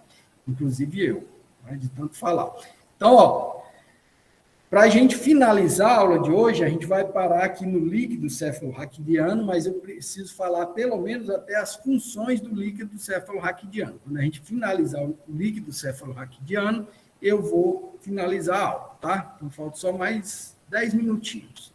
Então, o que é o líquido cefalorraquidiano? É aquele líquido que é produzido naquelas estruturas que eu falei para vocês, dos ventrículos cerebrais, né, em regiões específicas e do próprio sistema nervoso central, onde ele é produzido para realizar determinadas funções. Aqui a gente enumerou 4 funções básicas do líquido cefalorraquidiano. Esse líquido cefalorraquidiano também pode ser chamado de líquor ou líquido encefalorraquidiano, é a mesma coisa, certo? Ou líquido cerebral, né? Então, é a mesma coisa, podem ter várias denominações, certo? Mas o que é importante é que vocês entendam que ele tem funções específicas. Aqui a gente enumerou 4. A função da fisiologia é justamente estudar a função das estruturas, né? Então, nesse sentido, a gente precisa entender que o líquido cefalorraquidiano, a primeira função básica dele é absorver choques mecânicos. Por exemplo, né, impedir que o cérebro ou a medula espinhal entre em contato direto com o crânio, né? No caso do cérebro, se chocar diretamente com a estrutura mais rígida. Para impedir que isso aconteça, né, esse líquido amortece. Então, quando você faz movimentos bruscos. Então, por exemplo, se o indivíduo bate a cabeça em determinado objeto, esse choque da cabeça com determinados objetos, né, o impacto desse choque é amortecido justamente porque esse líquido impede que o sistema nervoso se choque diretamente com o tecido ósseo, né? Óbvio que, dependendo da intensidade do choque, ele não vai ser suficientemente forte para amortecer, mas ele ameniza, né, o impacto, né? Então, uma das funções do líquido cefalorraquidiano é justamente amortecer. Imagine aqui um tecido cerebral e aqui o crânio. Com esse espaço aqui, que é o espaço subaracnoide, e esse líquido circulando, é muito mais fácil ele ser amortecido, esse impacto, se tiver um líquido aqui, a função de um amortecedor. Então, essa é a função básica do líquido cefalorraquidiano, absorver choques mecânicos. Mas não tem só essa função, né? Se a gente for detalhar mais, além disso, ele também é responsável pela homeostasia regional do cérebro e do sistema nervoso central como um todo. O que é homeostasia regional? Falei para vocês que a gente vai falar muito sobre essa palavra na fisiologia, né? Homeostase é o equilíbrio, né, dinâmico do meio. Então, o líquido cefalorraquidiano, ele funciona como um controlador iônico, um controlador de estruturas, né, que circulam e regulam o metabolismo do tecido. Então, ele mantém o equilíbrio daquele sistema. Essa é a função, uma das funções do líquido cefalorraquidiano.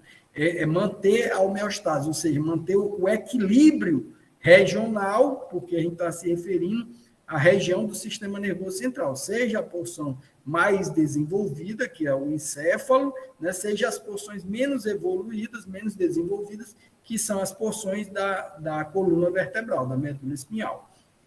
Então, a terceira função do líquido cefalorraquidiano seria regular a pressão intracraniana. Então, dentro do crânio existe também uma pressão. Essa pressão é chamada pressão intracraniana, que impede, quando essa pressão aumenta intensamente, né, internamente, óbvio que o sistema nervoso vai entrar em colapso, né? Ele pode entrar em colapso, porque o aumento dessa pressão ele vai fazer com que a massa encefálica ou a massa da coluna vertebral ela seja lesionada pela força dessa pressão. Então, o líquido cefalorraquidiano, ele promove uma função de regular, fazer com que essa pressão nem aumente intensamente, nem diminua intensamente. Então, ele tem que ser produzido para regular essa pressão para que ela seja ótima, né? E, consequentemente, o sistema nervoso central não sofra sobre a ação da pressão. Então, por exemplo, um aumento de pressão sistêmica, né, pode promover um aumento da pressão intracraniana. E aí o organismo precisa regular essa pressão intracraniana para impedir que o sistema nervoso seja lesionado.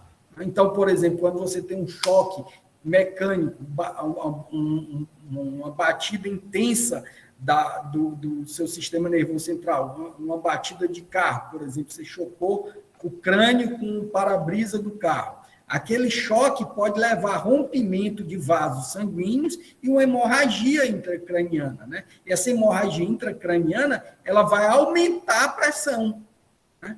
E aí o indivíduo tem que ser atendido rapidamente, porque esse aumento da pressão intracraniana pode levar a lesões seríssimas, né? Então, para impedir que isso aconteça, né, o próprio organismo tem maneiras de regular, mas com limite, né? Então, choques mecânicos intensos, né, eles têm dificuldade de restabelecer o aumento. Aí precisa de uma intervenção, né? E essa intervenção precisa ser rápida, óbvio, né?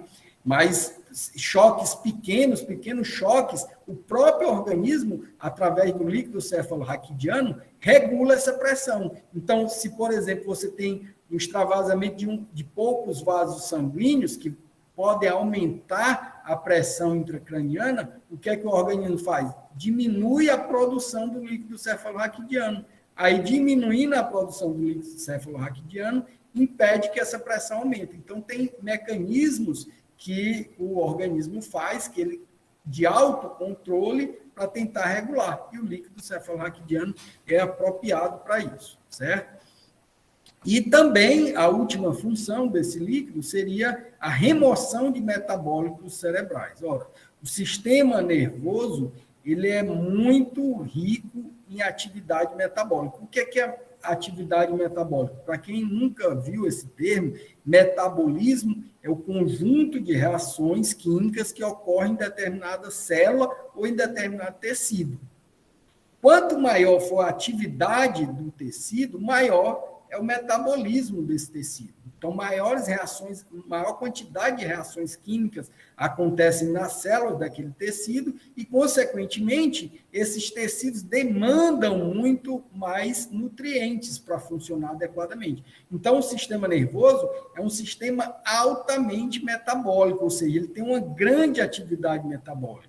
Então, em toda a vida do indivíduo, o sistema nervoso está constantemente em atividade, até mesmo naqueles momentos em que o indivíduo está descansando, né? O sistema nervoso não para, ele não para nunca, ele só vai parar quando a gente não estiver mais aqui, né? Quando o indivíduo for a óbito, né? Ele morre. Quando o indivíduo morre, o sistema para de funcionar. Mas enquanto o indivíduo está vivo, né, ele está com atividade metabólica. E o sistema nervoso é um dos sistemas que tem maior atividade metabólica dentro do organismo.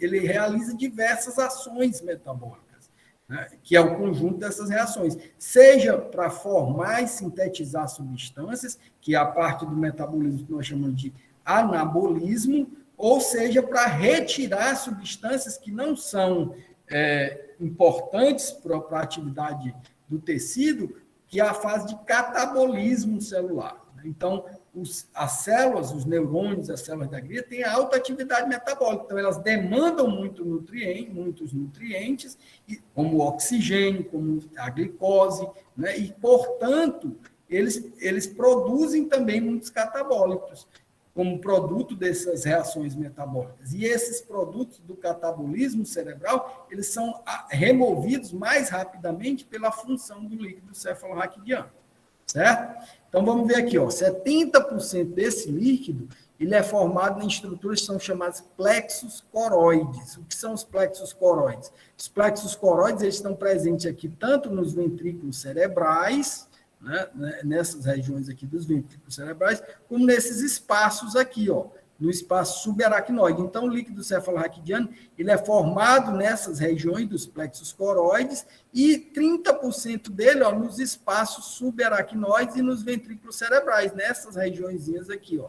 Então, tanto o líquido cefalorraquidiano é produzido pelos ventrículos cerebrais, como nesses espaços que tem aqui, do espaço subaracnoide e em estruturas específicas que são chamadas de plexos coroides. Essas estruturas produzem o líquido cefalorraquidiano que ocupa esse espaço aqui. Então, quando eu simbolizei para vocês, falei para vocês do aumento, de regulação do aumento da pressão intracraniana, a gente pode ver facilmente por esse exemplo aqui, ó. Então, imagine que esse vaso aqui, ele se rompe. Quando esse vaso se rompe, o que é que acontece? Ora, o sangue que está aqui dentro, ele extravasa para esse espaço aqui, é o espaço subaracnoide. Quando você tem o extravasamento desse sangue para cá, que estava dentro do vaso, né, ele extravasou para cá, o que é que acontece com a pressão? Ela aumenta ou diminui? Participem aí, enquanto eu bebo água. Aumenta, exatamente. Porque o volume de sangue que estava aqui dentro foi para esse espaço aqui, né?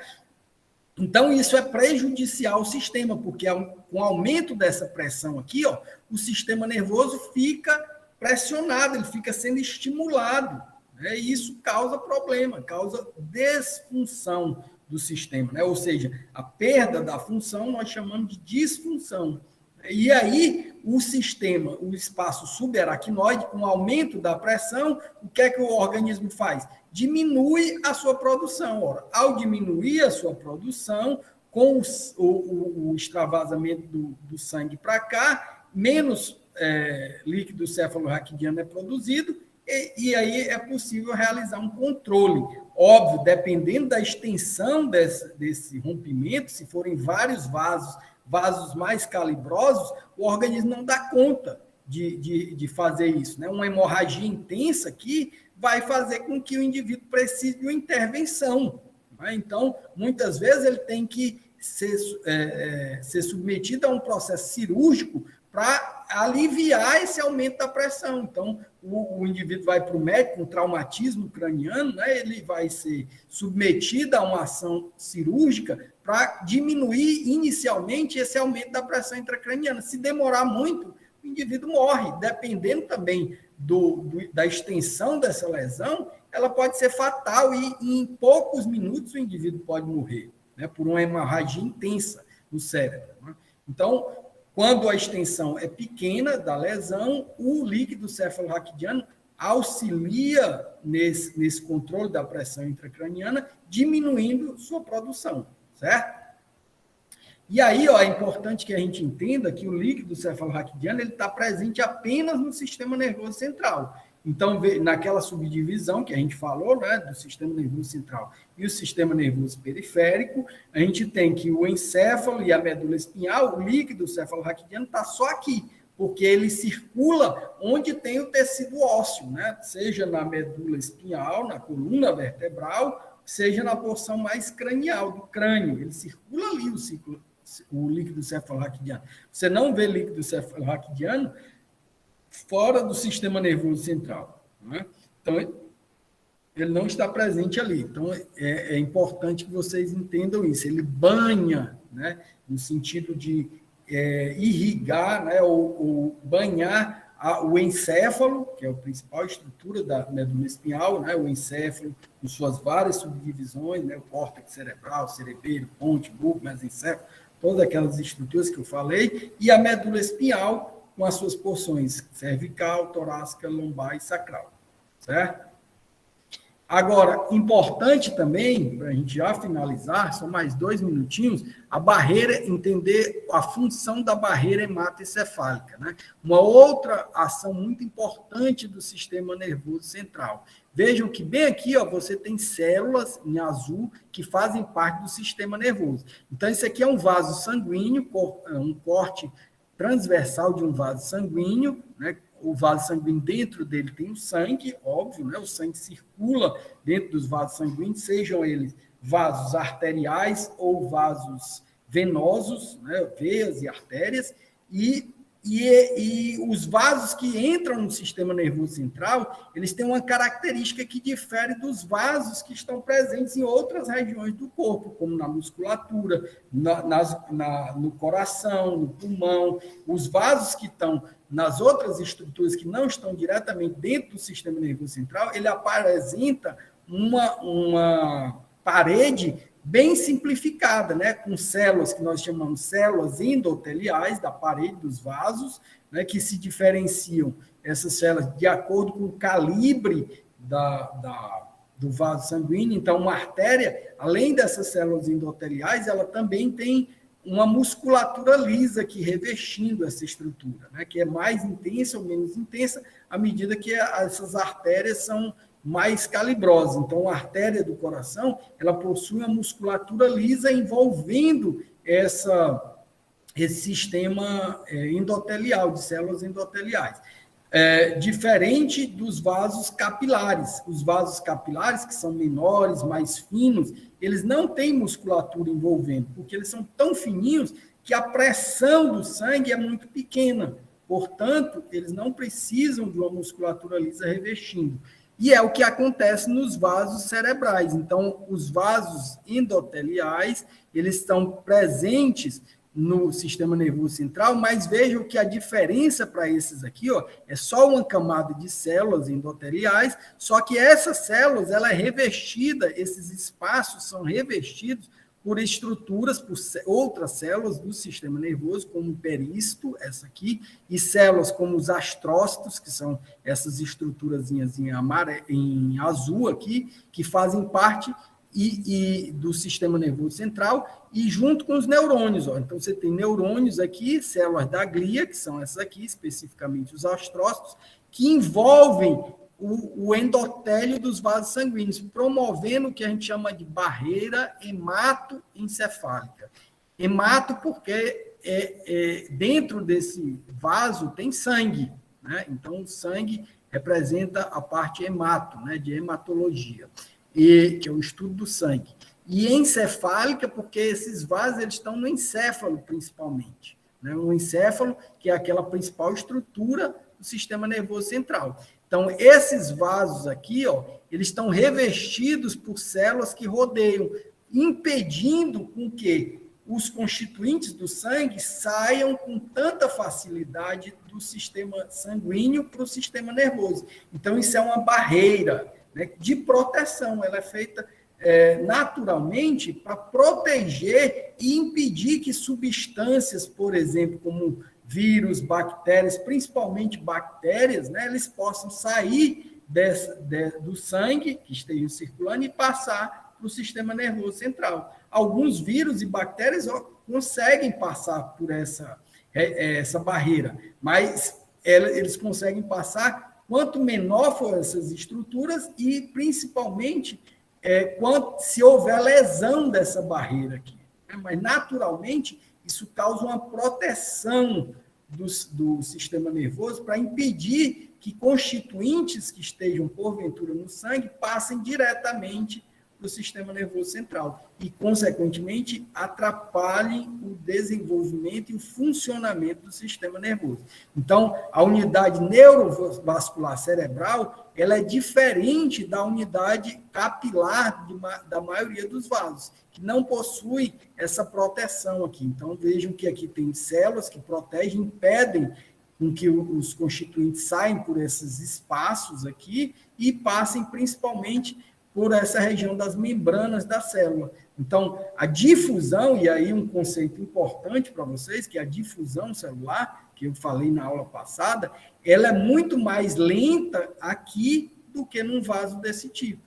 Num vaso desse tipo, os constituintes, como o oxigênio, por exemplo, o oxigênio, ele consegue passar por difusão simples do vaso para os tecidos. Aqui, essa difusão também ocorre, mas ela é mais lenta do que aqui em função da organização dessa barreira hematocefálica. Então, quanto maior for a estrutura, mais lento é o processo de difusão nessa barreira hematocefálica, certo? E aí, para a gente comparar e finalizar os constituintes do líquido cefalorraquidiano em comparação com o sangue, a gente vai ver que existe uma concentração parecida de sódio no líquido cefalorraquidiano em comparação com sangue. Então, esse sódio tanto está presente um pouco mais, em quantidade um pouco maior no líquido cefalorraquidiano do que no sangue. Potássio é uma constituição menor no líquido cefalorraquidiano do que no sangue. Cloreto é uma constituição de cloreto maior no líquido cefalorraquidiano do que no sangue. Glicose, vejam que a glicose ela tem concentrações relativamente altas no líquido cefalorraquidiano em comparação com o sangue. Se a gente levar em consideração que essa glicose ela se espalha para todos os órgãos e tecidos do organismo, essa concentração é baixa em relação a essa aqui, porque a glicose presente no líquido cefalorraquidiano ela é relativamente alta, né, como uma reserva energética para o tecido cerebral. Então, só no líquido cefalorraquidiano você tem de 50 a 75 miligramas por decilitro de líquido cefalorraquidiano. É uma concentração alta, porque o líquido está restrito apenas ao sistema nervoso central, né? Enquanto que o sangue ele circula por todos os tecidos do organismo, certo? Então, se a gente for ver aqui, a proteína ela tem de 15 a 45 miligramas por decilitro, enquanto que aqui no sangue existe uma quantidade muito maior de proteínas, porque tem de 6 a 8 vezes 10 a terceira miligramas por decilitro. Então, o sangue ele é muito mais proteico, muito mais rico em proteína do que o líquido cefalorraquidiano. E em relação ao pH, ele é muito semelhante, de 7,3 a 7,4. Então, tem uma variação pequena do pH sanguíneo em relação ao líquido cefalorraquidiano, quase que desprezível.